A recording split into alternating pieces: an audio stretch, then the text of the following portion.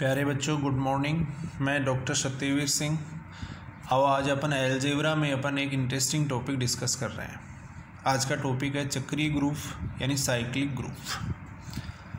प्यारे बच्चों, इसकी परिभाषा होती है ग्रुप जी चक्रीय ग्रुप कहलाता है। चक्रीय ग्रुप कहलाता है यदि इसमें एक अवयव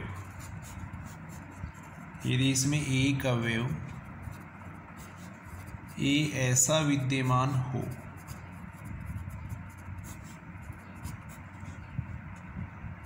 ताकि जी का प्रत्येक अवयव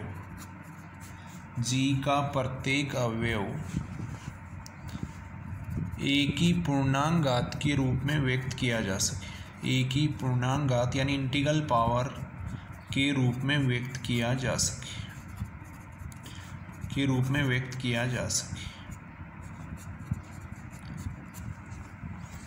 प्यारे बच्चों, चक्रीय ग्रुप का मतलब है यानी इसमें अपने को कम से कम एक अवयव ऐसा मिल जाना चाहिए ताकि जी का प्रत्येक अवयव उस अवयव की पूर्णांक घात के रूप में लिख सके। यानी जी के प्रत्येक अवयव को उसकी फॉर्म में एक्सप्रेस कर सके। तब जो ग्रुप है वो क्या कहलाता है? चक्रीय ग्रुप कहलाता है। और वो जो अवयव है वो क्या कहलाता है? उसका जनरेटर या जनक कहलाता है। तब ए को अपन कहते हैं जनक कहते हैं। ऐसे ग्रुप को अपन जी बराबर ए से व्यक्त करते हैं। चक्रीय ग्रुप को मोनोजेनिक ग्रुप भी कहा जाता है, यानी एक ही अवयव से जनरेट होने वाला ग्रुप भी इसको कहा जाता है, मोनोजेनिक ग्रुप भी कहा जाता है। कुछ एग्जाम्पल अपन डिस्कस कर रहे हैं। जी बराबर है 1 ओमेगा ओमेगा स्क्वायर। संक्रिया होती है गुणा। अपन जानते हैं गुणा संक्रिया के लिए ग्रुप होता है। अब प्यारे बच्चों, अपन यहाँ पे ये देखेंगे कि इसके अंदर एक ऐसा अवयव है क्या ताकि जी के प्रत्येक अवयव को उसकी पूर्णांक घात के रूप में लिख सकें। तो यहाँ अपन बात कर रहे हैं ओमेगा की बात कर रहे हैं। अपन देखते हैं कि प्रत्येक अवयव को अपन ओमेगा की फॉर्म में लिख सकते हैं क्या। तो ओमेगा की पावर 1 करेंगे ओमेगा आएगा, ओमेगा की पावर 2 करेंगे ओमेगा स्क्वायर आएगा, ओमेगा की पावर 3 करेंगे कितना आएगा? 1 आएगा। तो यहाँ अपन देख रहे हैं जी के प्रत्येक अवयव को अपन ओमेगा की पूर्णांक घात के रूप में लिख सकते हैं। इसका मतलब ओमेगा क्या हो जाएगा? इसका जनक हो जाएगा। अब अपन देखते हैं कि और भी एलिमेंट इसके अंदर जनरेटर की फॉर्म में हो सकता है क्या। तो अपन ओमेगा स्क्वायर को लेते हैं, देखते हैं ओमेगा स्क्वायर की पूर्णांक घात के रूप में प्रत्येक अवयव को लिखा जा सकता है क्या। तो ओमेगा स्क्वायर की पावर 1 करेंगे ओमेगा स्क्वायर आएगा, ओमेगा स्क्वायर की पावर 2 करेंगे कितना आएगा? ओमेगा की पावर 4 यानी ओमेगा आएगा, ओमेगा स्क्वायर की पावर 3 करेंगे कितना आएगा? 1 आएगा। तो यहाँ अपन देख रहे हैं जी के प्रत्येक अवयव को अपन ओमेगा स्क्वायर की पूर्णांक घात के रूप में लिख रहे हैं। ये हो गई पूर्णांक घात, ये अवयव हो गया। तो इसका मतलब ओमेगा स्क्वायर भी इसका क्या हो जाएगा? जनक हो जाएगा। तो प्यारे बच्चों, इस ग्रुप के 2 जनक हो गए। क्या क्या हो गए? ओमेगा और ओमेगा स्क्वायर। आगे अपन एक थ्योरम देखेंगे। यदि कोई अवयव जनक होता है तो उसका प्रतिलोम भी क्या होता है? उसका जनक होता है। यहाँ अपन देख भी रहे हैं ओमेगा का प्रतिलोम ओमेगा स्क्वायर होता है और दोनों ही क्या आ रहे हैं? इसके जनक आ रहे हैं। और एग्जाम्पल अपन समझते हैं प्यारे बच्चों। जी बराबर ले लिया अपन ने 1 - 1 आयोटा माइनस आयोटा। अपन ये बात जानते हैं कि ये गुणा संक्रिया के लिए ग्रुप होता है। अब अपने को ये देखना है कि इसके अंदर ऐसा कोई एलिमेंट है क्या ताकि जी के प्रत्येक अवयव को उसकी घात के रूप में लिख सकें। तो अपन बात करते हैं आयोटा की बात करते हैं। सबसे पहले आयोटा की घात अपन 1 करके देखते हैं। तो आयोटा की घात 1 करने पे क्या आ जाएगा? आयोटा आ जाएगा। आयोटा की घात अगर अपन 2 करेंगे तो कितना आ जाएगा? -1 आ जाएगा। आयोटा की घात 3 करेंगे तो कितना आएगा? माइनस आयोटा आएगा। आयोटा की घात 4 करेंगे तो कितना आएगा? 1 आएगा। तो यहाँ अपन देख रहे हैं जी का प्रत्येक अवयव आयोटा की पूर्णांक घात के रूप में लिखा जा सकता है। तो इसका मतलब आयोटा क्या हो जाएगा? इसका जनक हो जाएगा। अब अपन देख रहे हैं और भी इसका जनक हो सकता है क्या। तो माइनस आयोटा को डिस्कस करते हैं। माइनस आयोटा की घात अगर 1 करेंगे तो कितना आएगा? माइनस आयोटा आएगा। माइनस आयोटा की घात अगर 2 करेंगे तो कितना आएगा? -1 आएगा। माइनस आयोटा की घात 3 करेंगे तो कितना आएगा? आयोटा आएगा। माइनस आयोटा की घात 4 करेंगे तो कितना आएगा? 1 आएगा। तो यहाँ अपन देख रहे हैं जी का प्रत्येक अवयव माइनस आयोटा की पूर्णांक घात के रूप में भी लिखा जा सकता है। पूर्णांक घात का मतलब होता है ए की पावर एन होता है। तो यहाँ प्रत्येक अवयव को देखो अपन ए की पावर एन की फॉर्म में लिख पा रहे हैं, यानी माइनस आयोटा की पूर्णांक घात के रूप में लिख पा रहे हैं। तो इसका मतलब माइनस आयोटा भी क्या हो जाएगा, इसका जनक हो जाएगा। तो जनक हो गए इसके आयोटा और माइनस आयोटा। वही बात है यहाँ भी अपन देख सकते हैं, आयोटा और माइनस आयोटा प्रतिलोम अवयव होते हैं और दोनों ही क्या आ रहे हैं, इसके जनक आ रहे हैं। अब एक तो ये तरीका हो गया कि बेसिक डेफिनेशन से अपन जनक को पहचान सकते हैं, लेकिन अगर ऑब्जेक्टिव एग्जाम की दृष्टि से देखें तो सीधी एक थ्योरम होती है। आगे अपन एक थ्योरम पढ़ेंगे कि जनक की जो कोटि होती है वो हमेशा किसके बराबर आती है, ग्रुप की कोटि के बराबर आती है। तो यानी अपन ऐसे भी इस बात को कह सकते हैं कि यदि किसी अवयव की कोटि ग्रुप की कोटि के बराबर हो तो वो अवयव क्या हो जाएगा, उसका जनक हो जाएगा। तो एक तरीका ये भी होता है कि अगर परिमित ग्रुप है, ये बात केवल परिमित ग्रुप के लिए लागू होती है, अगर परिमित ग्रुप है तो अपन अवयव की कोटि निकाल के देख लेंगे, ऑर्डर निकाल के देख लेंगे। यदि किसी अवयव का ऑर्डर ग्रुप के ऑर्डर के बराबर अगर आता है तो वो अवयव भी क्या हो जाएगा, उसका जनरेटर हो जाएगा। तो इस तरीके से भी आसानी से ऐसे अपन क्वेश्चन कर सकते हैं। जैसे एक एग्जाम्पल अपन करके देखते हैं। जी बराबर जैसे अपने को दे रखा है, मान लो जी बराबर दे रखा है 1 2 3 4, संक्रिया दे रखी है, ये दे रखी है। अब अपने को चेक करना है कि चक्रीय ग्रुप है या नहीं। तो सबसे पहले तो अपन ग्रुप की कोटि देखेंगे। ग्रुप की कोटि यहाँ पे कितनी हो गई, 4। अब प्रत्येक अवयव की कोटि निकालेंगे। तत्समक अवयव यहाँ पे 1 हो जाएगा, तो तत्समक अवयव कितना हो जाएगा, यहाँ पे 1। पीछे अपन डिस्कस कर चुके हैं, तत्समक अवयव की कोटि हमेशा 1 होती है, तो ऑर्डर ऑफ 1 कितना हो जाएगा, 1 हो जाएगा। 2 की कोटि देखने के लिए अपन ये देखेंगे 2 की 2 से कितनी बार संक्रिया करवाएं कि तत्समक अवयव आ जाए। 2 को 2 से गुणा करेंगे 4 आएगा, फिर 2 से गुणा करेंगे 6 आएगा। 6 का मतलब कितना हो जाएगा, 1। 6 का मतलब हो जाएगा 1। 2 को 2 से गुणा करेंगे 4 आएगा, 4 को 2 से गुणा करेंगे 8 आएगा। 4 को 2 से गुणा करेंगे 8 आएगा, 8 का मतलब प्यारे बच्चों होगा 3। फिर इसको 2 से गुणा करेंगे कितना आएगा, 6। 6 का मतलब हो जाएगा 1। तो यहाँ से अगर अपन देखें तो ऑर्डर ऑफ 2 कितना हो जाएगा, 4 हो जाएगा। यानी 2 को 2 से 4 बार संक्रिया करवा रहे हैं तब तत्समक अवयव आ रहा है। तो इसका मतलब 2 की कोटि कितनी हो गई, 4। अब 3 की कोटि अपन देखेंगे। 3 की कोटि कितनी आएगी, 3 को 3 से गुणा करेंगे 9। 9 का मतलब कितना हो जाएगा, 4। जैसे ही 9 बनेगा 5 का भाग लग जाएगा। 5 या 5 से बड़ी संख्या आते ही 5 का भाग लग जाएगा। जो शेष फल आएगा उसको अपन आगे लेके चलेंगे। तो 3 को 3 से गुणा करेंगे 9, 9 में 5 का भाग लगा 4 आ गया। फिर इसको 3 से गुणा करेंगे 12, 12 में 5 का भाग देंगे 2 आएगा। फिर इसको 3 से गुणा करेंगे 6, 6 का मतलब 1। तो इसका मतलब 3 की कोटि भी कितनी हो जाएगी, 4। 3 को 4 बार संक्रिया करवा रहे हैं तब तत्समक अवयव आ रहा है। तो इसका मतलब 3 की कोटि भी कितनी हो जाएगी, 4 हो जाएगी। ऐसे अपन 4 की कोटि देख सकते हैं। 4 को 4 से गुणा करेंगे कितना आएगा, 4 को 4 से गुणा करेंगे कितना आएगा, 16। 16 में 5 का भाग देंगे तो कितना आएगा, 1। यानी 4 को 2 बार संक्रिया करवाते ही तत्समक अवयव आ रहा है। तो इसका मतलब 4 की कोटि कितनी हो जाएगी, 4 की कोटि हो जाएगी 2। अब यहाँ अपन देख रहे हैं कि 2 अवयव ऐसे हैं जिनकी कोटि किसके बराबर आ रही है, ग्रुप की कोटि के बराबर आ रही है। तो ये दोनों अवयव क्या हो जाएंगे, इसके जनक हो जाएंगे। जनक क्या क्या हो जाएंगे यहाँ पे, 2 और 3, 2 इसके जनक हो जाएंगे।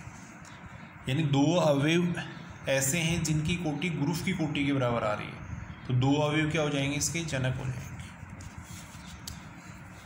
और एग्जाम्पल अगर अपन देखना चाहें तो जी बराबर ले लिया, जैसे अपन ने ले लिया, मान लो जी बराबर अपन ले रहे हैं 0 1 2 3 4 5, संक्रिया ले लिया अपन ने +6। अपने को चेक करना है कि कौन कौन से अवयव इसके अंदर इसके जनक होंगे। तो सबसे पहले बात तो ग्रुप की जो कोटि होगी वो तो कितनी हो जाएगी, 6 एलिमेंट है इसके अंदर, ग्रुप की कोटि हो जाएगी 6। तत्समक अवयव की कोटि हमेशा 1 होती है, तो ऑर्डर ऑफ 0 कितना हो जाएगा, 1। अब 1 की कोटि अपने को देखनी है, तो अपन ये देखेंगे 1 की 1 से कितनी बार संक्रिया करवाएं कि तत्समक अवयव आ जाए।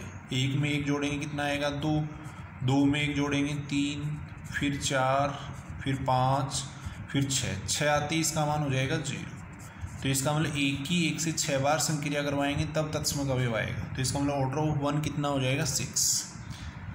फिर 2 की 2 से संक्रिया करवाएंगे, 2 में 2 जोड़ेंगे 4, फिर 2 जोड़ेंगे 6 का मतलब 0। तो इसका मतलब 2 की कोटि कितनी हो जाएगी 3। 2 की 3 बार संक्रिया करवाने पे तत्समक अवयव आ रहा है, इसका मतलब 2 की कोटि 3 हो जाएगी। फिर 3 की कोटि देखेंगे, 3 की 3 से संक्रिया करवाएंगे 6 का मतलब 0। तो इसका मतलब 3 की कोटि कितनी हो जाएगी 2। फिर 4 की कोटि देखेंगे, 4 में 4 जोड़ेंगे 8 का मतलब हो जाएगा 2। फिर 2 में 2 जोड़ेंगे कितना आएगा 4, फिर 2 जोड़ेंगे 6 का मतलब कितना हो जाएगा 0। 4 में 4 जोड़ेंगे 8 का मतलब हो गया 2। 2 में 4 जोड़ेंगे तो कितना आएगा 6 का मतलब कितना हो जाएगा 0। तो इसका मतलब ऑर्डर ऑफ 4 भी कितना हो जाएगा, ऑर्डर ऑफ 4 भी हो जाएगा 3 हो जाएगा। फिर 5 की कोटि अपन ज्ञात करेंगे, 5 में 5 जोड़ेंगे कितना आएगा 10 का मतलब हो गया 4। फिर 5 जोड़ेंगे 9 का मतलब हो जाएगा 3। फिर 5 जोड़ेंगे 8 का मतलब हो जाएगा 2। फिर 5 जोड़ेंगे तो कितना आएगा 8 का, ये 5 में 5 10 का मतलब 4 हो गया। 4 में 5 जोड़ेंगे तो कितना आएगा 9 का मतलब 3 हो गया। 3 में 5 जोड़ेंगे 8 का मतलब 2 हो जाएगा। 2 में 5 जोड़ेंगे तो कितना आएगा 7 का मतलब कितना हो जाएगा 1। फिर इसमें 5 जोड़ेंगे तो ये आएगा 6 का मतलब हो जाएगा 0। तो इसका मतलब ऑर्डर ऑफ 5 कितना हो जाएगा 6। तो यहाँ अपन देख रहे हैं कि 2 अवयव ऐसे हैं जिनकी कोटि किसके बराबर आ रही है, ग्रुप की कोटि के बराबर आ रही है। 1 और 5 की कोटि ग्रुप की कोटि के बराबर आ रही है। तो इसका मतलब 1 और 5 क्या हो जाएंगे, इसके जनक हो जाएंगे 1 और 5। तो इस ग्रुप के 2 जनक हो जाएंगे 1 और 5।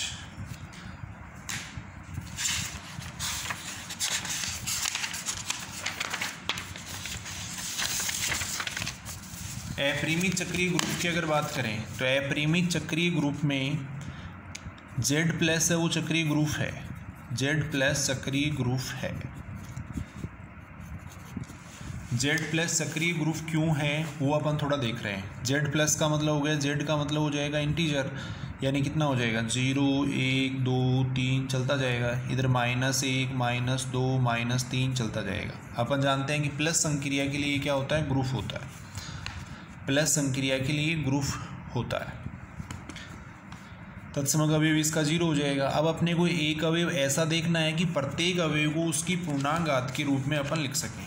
और ये बात अपन जानते हैं, अगर संक्रिया प्लस हो तो a की पावर n का मतलब ये होता है, a की पावर n का मतलब हो जाएगा, a की पावर n का मतलब है a प्लस n बार। अब इसको अपन लिख सकते हैं n डॉट a भी लिख सकते हैं। तो जब संक्रिया प्लस होती है तो पूर्णांक घात को n डॉट a पढ़ेंगे अपन, a की पावर n को पढ़ेंगे अपन n डॉट a पढ़ेंगे। तो यहाँ अपन ऐसे देखेंगे कि ऐसा कोई अवयव है क्या, ताकि प्रत्येक अवयव को अपन n डॉट a की फॉर्म में लिख सकें। तो यहाँ अपन बात कर रहे हैं, सबसे पहले मैंने 1 ले लिया। अब 1 के साथ में अगर अपन 0 लिखेंगे तो 0 आ जाएगा। 1 के साथ में अगर अपन 1 लिखेंगे तो 1 आ जाएगा। 1 के साथ में अगर अपन 2 लिखेंगे तो 2 आ जाएगा। 1 के साथ में अगर अपन -1 लिखेंगे तो -1 आ जाएगा। 1 के साथ में अगर -2 लिखेंगे तो -2 आ जाएगा। तो यहाँ अपन देख रहे हैं प्रत्येक अवयव को अपन 1 की पूर्णांक घात के रूप में लिख सकते हैं। ये तो हो गई पूर्णांक घात, इधर वाली तो ये तो पूर्णांक घात हो गई, और ये क्या हो गया, अवयव हो गया। तो यहाँ अपन देख रहे हैं g के प्रत्येक अवयव को अपन पूर्णांक घात के रूप में लिख सकते हैं। ये पूर्णांक घात है और ये हो गया अवयव, यानी n डॉट a की फॉर्म में लिख सकते हैं। तो इसका मतलब z के प्रत्येक अवयव को अपन 1 की पूर्णांक घात के रूप में लिख सकते हैं। इसका मतलब 1 क्या हो जाएगा, इसका जनक हो जाएगा। ऐसे ही यहाँ पे अपन देख सकते हैं कि z के प्रत्येक अवयव को अपन -1 की पूर्णांक घात के रूप में भी लिख सकते हैं। -1 के साथ में अगर अपन 0 लेंगे तो 0 आ जाएगा। -1 के साथ में 1 लेंगे -1 आ जाएगा। -1 के साथ में 2 लेंगे -2 आ जाएगा। -1 के साथ में -1 लेंगे 1 आ जाएगा। -1 के साथ में -2 लेंगे 2 आ जाएगा। तो यहाँ अपन देख रहे हैं ये पूर्णांक घात हो गई। पूर्णांक प्लस भी हो सकता है, माइनस भी हो सकता है, केवल अपन पूर्णांक घात की बात कर रहे हैं। अवयव हो जाएगा -1 हो जाएगा। तो यहाँ अपन देख रहे हैं कि z+ के प्रत्येक अवयव को -1 की पूर्णांक घात के रूप में लिखा जा सकता है। तो इसका मतलब -1 भी क्या हो जाएगा, इसका जनक हो जाएगा। तो Z प्लस एक चक्रीय ग्रुप हो जाएगा और इसके दो जनक हो जाएंगे 1 और -1। आगे अपन एक थ्योरम भी पढ़ेंगे, प्रत्येक अपरिमित चक्रीय ग्रुप के केवल और केवल दो ही जनक होते हैं, और यहाँ अपन देख रहे हैं इसके दो ही जनक होंगे। लेकिन अपन बात करें Q प्लस की, R प्लस की, ये चक्रीय ग्रुप नहीं है, ये चक्रीय ग्रुप नहीं है। क्यों नहीं है चक्रीय ग्रुप? जैसे Q की अगर अपन बात करें तो Q में ये सारे एलिमेंट आएंगे, -1/2 भी आएगा, -1/3 भी आएगा, 0 भी आएगा, 1/2 भी होगा, 1/3 भी होगा, ये सारे एलिमेंट होंगे इसके अंदर, ये सारे एलिमेंट होंगे। अब यहाँ पे अपने को जैसे मान लो 1/3 को पूर्णांक घात के रूप में लिखना है, तो 1 ले लिया मैंने। अब 1 के साथ में अपन क्या लें कि 1/3 आ जाए? 1 के साथ में कौन सा पूर्णांक अपन लें कि 1/3 आ जाए? तो ऐसा कोई पूर्णांक विद्यमान नहीं है कि 1 के साथ में लिखने पर 1/3 आ जाएगा। 1 के साथ में अपन कौन सा पूर्णांक लें कि 1/2 आ जाए? कोई भी पूर्णांक लेने पे 1/2 नहीं आएगा। तो इसका मतलब Q के प्रत्येक अवयव को अपन 1 की पूर्णांक घात के रूप में नहीं लिख सकते। यहाँ जैसे प्रत्येक अवयव को अपन 1 की पूर्णांक घात के रूप में लिख रहे थे, यहाँ पूर्णांक संख्या लिखनी है, लेकिन यहाँ ऐसी कोई पूर्णांक संख्या नहीं है जिसको अपन 1 से गुणा करेंगे तो 1/3 आ जाएगा। तो इसका मतलब 1/3 को अपन 1 की पूर्णांक घात के रूप में नहीं लिख सकते। ऐसे 1/2 को भी अपन 1 की पूर्णांक घात के रूप में नहीं लिख सकते।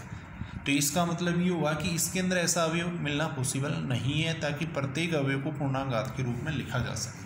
तो इसका मतलब Q प्लस है, R प्लस है, वो चक्रीय ग्रुप नहीं है। अपरिमित ग्रुपों में अगर बात करें तो केवल Z प्लस है, वो चक्रीय ग्रुप है। ऑब्जेक्टिव एग्जाम की दृष्टि से वेरी इंपॉर्टेंट बात है, बार बार एग्जाम में पूछी जाती है। चक्रीय ग्रुप से कम एक क्वेश्चन ऑब्जेक्टिव एग्जामों में पूछा जाता है। या तो ये पूछ लेते हैं कि प्रत्येक अपरिमित चक्रीय ग्रुप के जनकों की संख्या कितनी होगी, या निम्न में से कौन सा चक्रीय ग्रुप है, Z प्लस है, Q प्लस है, वो पूछा जा सकता है। या परिमित ग्रुप के लिए भी अपन ये जनकों की संख्या ज्ञात कर सकते हैं। उसके लिए आगे अपन पढ़ेंगे यूलर-फाई फंक्शन। यूलर-फाई फंक्शन से इनके बिना चक्रीय ग्रुप के जनक ज्ञात किए बिना ही अपन बता सकते हैं कि इनके जनकों की संख्या कितनी होगी। वो अपन नेक्स्ट टॉपिक में देखेंगे। आज के लिए इतना, थैंक यू।